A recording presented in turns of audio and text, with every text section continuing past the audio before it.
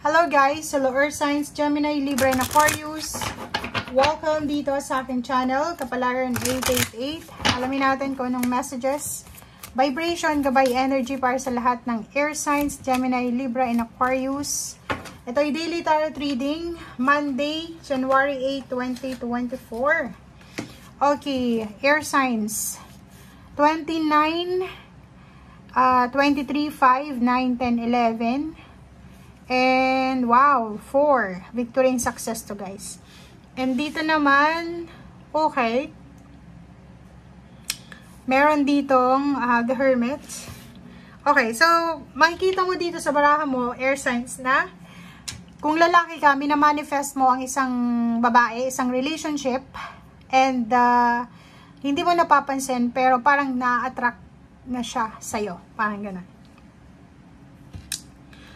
Nakikita natin dito pwedeng may kakasal, diba? Parang may kakasal or pwedeng may relationship na mag the next level. Medyo maganda yung takbo ng relationship na to. May relationship din na nagkakalabuan na pwedeng mag-ayos ulit. And dito naman sinasabi na may mga gateways, openings, doors, windows na magbubukas para sa'yo para magdala ng stability, lalo na sa pera. So, maraming opportunities dito na pwedeng dumating sa buhay mo. Like, may mag-o-offer sa'yo ng trabaho, may mag-o-offer ng love, may mag-o-offer ng advices. Kaso lang, meron pa rin kayong mga inaalala, diba? Meron sa inyo dito, lalo na yung mga Aquarius na kahit ino-offera na sila ng new beginnings, lalo na ng bagong work, bagong lugar, bagong bansa or pagkakataon, natatakot pa rin sila eh. Parang hindi sila naniniwala sa kakayahan nila. Like, for example, may kaibigan ka na nasa ibang bansa and gusto mo rin na makapunta ng ibang bansa. Nagtatanong ka kung ano yung requirements, maganda ba yung trabaho doon, maganda ba yung sahod, or ganito ganyan. Willing ka naman gawin yon kasi ito nga, di ba, parang ang dami-daming opportunities na pwedeng dumating sa'yo. But, ang problem dito is, iniisip mo, saan ka ba kukuha ng panggasos para makapunta ka ng ibang bansa? Parang ganun.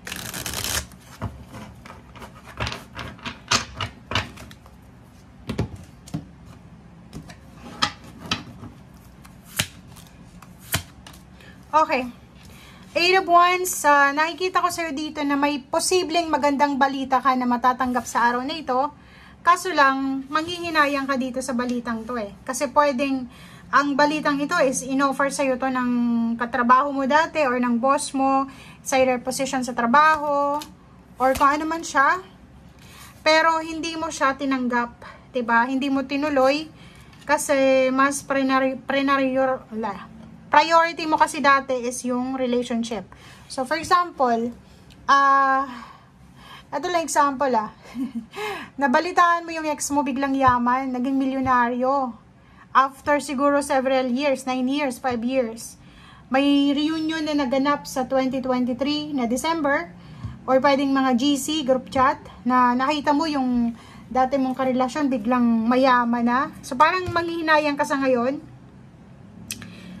Kasi siguro priority mo dati yung trabaho or priority mo yung self-love, parang gano'n. Zero the Fool, sinasabi ng baraha sa'yo dito na may iba sa'yo dito na kailangan mag-take ng risk, lalo na sa usaping pera. Kung gusto mo daw makuha yung financial success, make sure na willing kang mag-take ng risk, brave ka na gawin kung ano itong gusto mo. Like for example, trabaho.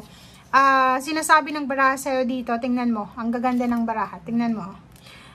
Dito sinasabi ng baraha na kung gusto mo daw mahawakan yung pera sa hinaharap, sa future, bukas, makalawa, or this year, next year, make sure na willing kang mag-take ng risk, willing kang gawin lahat ng sacrifices, willing kang mag-focus sa ginagawa mo para makaipon ka ng pera. Okay. Sinasabi ng baraha na kung may mga regrets ka na nararamdaman, nag-aalala ka sa mga mangyayari bukas, kinabukasan, sinasabi ng baraha na ikalma mo lang yung emosyon. Kasi kung talagang para sa'yo, para sa'yo. Kung hindi para sa'yo, hindi yan para sa'yo. And the World card, sinasabi ng baraha na may posibleng papasukin ka kasi kung makikita mo dito sa 31.4 na to, para siyang gateway, maliwanag, 'di ba? Illumination eh. So, talagang may magbabago sa buhay mo this 2024. So, ihanda mo yung sarili mo. Kung ano man ito, tanggapin mo kung ano itong darating sa buhay mo, baby man yan, o, 'di ba? Magpakatatag ka daw. If ever man na ayaw mo pang mabuntis, tas nabuntis ka, tanggapin mo daw, be courageous. Page of Wands, it's either new relationship, future, kung ano man yan. Sinasabi ng baraha sa'yo dito na wag kang masyadong mag-isip ng negative, lalo na sa future. Kasi wala pa naman eh. So, make sure lang na focus ka sa kasalukuyan. 7 of Cups, may choice ka daw. Ang dami-dami mong choice, ang dami-dami mong option. Kung gusto mong maging abundant yung buhay mo, simulan mo na sa araw na ito. Okay? Iwasan natin yung pakikipag-away, pakikipag-kompetensya, and pakikipag-diskusyon. Yung i-prove natin yung pagkakamali ng ibang tao. Iwasan din natin yung palaging nagbibigay. And iwasan din natin yung palaging nagde-take advantage kung ikaw man yan. The Emperor, sinasabi ng baraha sa'yo dito na kailangan mong timbangin ang sitwasyon. Iwasan natin yung sobra-sobrang paggastos, online shopping, mga hindi naman kailangan ng mga gastusin. Dito sa 2 of Pentacles and 2 of Cups, sinasabi ng baraha na kailangan natin ng balanse sa relationship, family relationship, friends, and kailangan din natin na balanse sa paggastos ng pera araw-araw. Okay? Sinasabi ng baraha mo dito na sa usaping relationship, wala namang masyadong problema sa araw na ito kasi ang focus mo nga is pera. Ang focus mo is makaipon, makapasok sa bagong trabaho, maproteksyonan yung financial mo. So, yung relationship mo ay hindi naman siya yung pinaka-priority mo sa ngayon. But, etong Queen of Pentacles, sinasabi ng baraha sa'yo dito na ito yung mga focus mo. Trabaho, financial stability.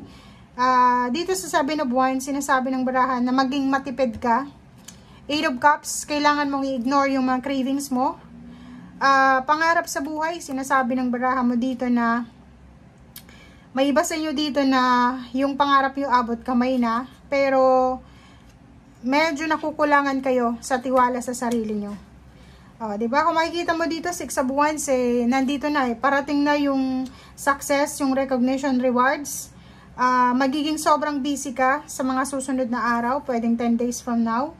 Kasi maraming mga gandang balita na pwedeng dumating sa'yo, na pwedeng magdala sa'yo ng sobrang saya, and pwedeng may may mag-aaral, may magnenegosyo, may collaboration dito, posibleng magsisimula ng bagong buhay, pamilya, may magbubuntis, yun na nga.